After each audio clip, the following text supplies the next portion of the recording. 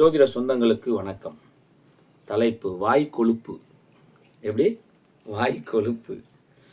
தவளை தான் போடும் சத்தத்தினால் பாம்புக்கு இரையாகிறது. அதை தான் சொல்லுவாங்க, தவளை தான் வாயால் கெட்டுச்சு அப்படிங்கிற பழமொழியை நம்ம கேட்டிருப்போம்.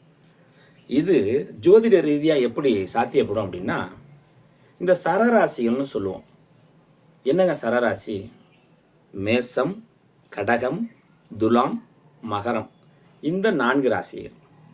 இவங்க அவசரத்தின் காரணமாக ஒருத்தர் ஆரம்பிக்கும் போது அவங்களுக்கு முன்னாடி நம்ம சொல்லிடணும் அப்படிங்கிற முந்திக் கொண்டு சொல்லக்கூடிய சொல்லால் இவங்க என்ன பண்ணுவாங்க, அப்படி சொல்லும்போது பக்கத்தில் இருக்கான் விட்டுருவானா, நீ சொன்னல நீயே செய்யின்றிருவேன்.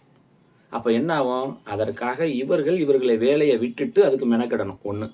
ரெண்டாவது, அங்கே 100 ரூபான்னு நினச்சி இவர் இங்கே பாயை விட்டுருப்பார். ஒரு துண்டு என்ன எடுக்கணுங்க அப்படிங்கிறாங்க. அது என்னங்க 50 ரூபாய் தாங்க துண்டு அப்படின்னு 10 பேர் முன்னாடி சொல்லிடுவார். இவர் அந்த கடைக்கு போனார்னா அந்த துண்டு 150 ரூபாயா இருக்கும். அப்போ அந்த 100 ரூபா யார் போடுறது?